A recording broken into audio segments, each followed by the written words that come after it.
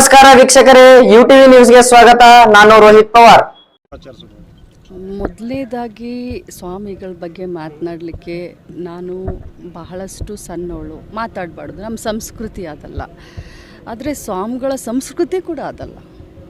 ನಾವು ನಮ್ಮ ಚೌಕಟ್ಟಿನಲ್ಲಿ ಇರಬೇಕಾಗಿತ್ತೆ. ನಮ್ಮ ದೇಶ ನಿನ್ನೆನೇ ನಾವು 75ನೇ ವರ್ಷದ ಸಂವಿಧಾನದ ಒಂದು ಉತ್ಸವವನ್ನು, ದಿನಾಚರಣೆಯನ್ನು ನಾವು ಮಾಡಿದ್ವಿ. ನಮ್ಮ ದೇಶ ಎಲ್ಲ ಭಾಷಿಕರು, ಎಲ್ಲ ಧರ್ಮ, ಎಲ್ಲ ಜಾತಿ ಜನರನ್ನು ಒಳಗೊಂಡಂಥ ಹಕ್ಕುಗಳನ್ನು ನಮ್ಮ ಸಂವಿಧಾನ ನಮಗೆ ಕೊಟ್ಟಿದೆ. ನೀವು ರಾಷ್ಟ್ರಪತಿಗೂ ಒಂದೇ ಮತದಾನ, ಸಾಮಾನ್ಯ ಒಬ್ಬ ಕೂಲಿಕಾರನಿಗೂ ಒಂದೇ ಮತದಾನ. ಅಂಥದ್ರಲ್ಲಿ ಸ್ವಾಮಿಗಳು ಯಾವಾಗಿದ್ರೂ ಸಮಾಜದ ಸ್ವಾಸ್ಥ್ಯನ ಕಾಪಾಡಬೇಕೇ ಹೊರತಾಗಿ ಇಂಥ ಮಾತನ್ನಾಡಿ ಚಪ್ಪಾಳೆ ಗಿಟ್ಟಿಸ್ಕೋಬಾರ್ದು ಅನ್ನೋದು ನನ್ನ ಬಯಕೆ. ಪಂಚಮಸಾಲಿ ಹೋರಾಟದಲ್ಲಿ ಮತ್ತೆ ಭಿನ್ನಾಭಿಪ್ರಾಯ ಕಾಣ್ಕೊಳ್ತದೆ. ನಾವು ನೋಡಿ, ನಾನು ಯಾವಾಗಿದ್ರೂ ಹೇಳ್ತೀನಿ, ಪಕ್ಷಾತೀತವಾಗಿ ನಮ್ಮ ಹೋರಾಟ ಇದು. ಇದರಲ್ಲಿ ರಾಜಕಾರಣ ಯಾವುದೂ ಇಲ್ಲ. ನಾನು ಕೂಡ ಈ ಹೋರಾಟದಲ್ಲಿ ಮುಂಚೂಣಿಯಲ್ಲಿ ನಿಂತು ನಾನು ಹೋರಾಟ ಮಾಡಿದಂಥವಳು, ಇವತ್ತು ಕೂಡ ಪ್ರಸ್ತುತದಲ್ಲಿ ಇದ್ದೇನೆ. ಪಕ್ಷಾತೀತವಾಗಿ ಯಾವುದೇ ಸರ್ಕಾರದ ವಿರುದ್ಧ ಅಲ್ಲ, ನಮ್ಮ ಸಮಾಜಕ್ಕೆ ನ್ಯಾಯ ಕೊಡಬೇಕು ಅಂತ ಹೋರಾಟ ಮಾಡ್ತಾ ಇದ್ದೀವಿ. ಇದರಲ್ಲಿ ಒಡಕನ್ನೋದು ಏನೂ ಇಲ್ಲ. ಎಲ್ಲರೂ ಒಗ್ಗಟ್ಟಾಗಿ ಹೋರಾಟ ಮಾಡ್ತೀವಿ.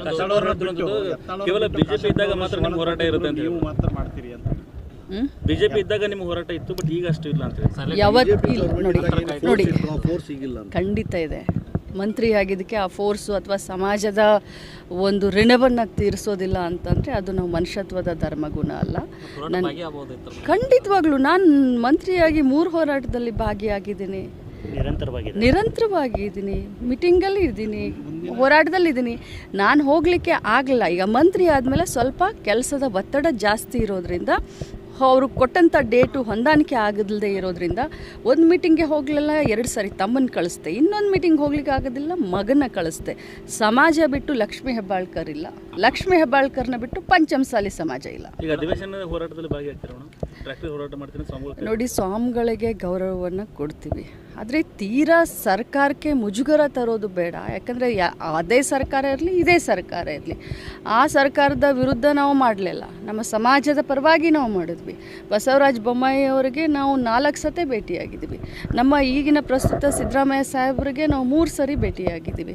ಒಂದು ಮರ್ಯಾದೆ ಹದ್ನಲ್ಲಿ ಅವತ್ತೂ ಕೂಡ ನಾನು ಮಾತಾಡಿದ್ದೀನಿ, ಇವತ್ತು ಕೂಡ ಮಾತಾಡ್ತೀನಿ. ಬಟ್ ಯಾವತ್ತಿದ್ರೂ ಕೂಡ ನನ್ನ ಸಮಾಜದ ಪರವಾಗಿ ಧ್ವನಿಯನ್ನು ಎತ್ತೀನಿ.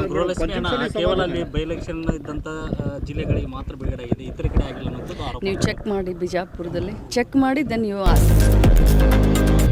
लेटेस्ट न्यूज अपडेट्स के लिए यूट्यूब एक्सप्रेस को सब्सक्राइब कीजिए, साथ में बेल आइकॉन को भी क्लिक कीजिए. साथ ही साथ लाइक, शेयर और कमेंट करना ना भूलिए.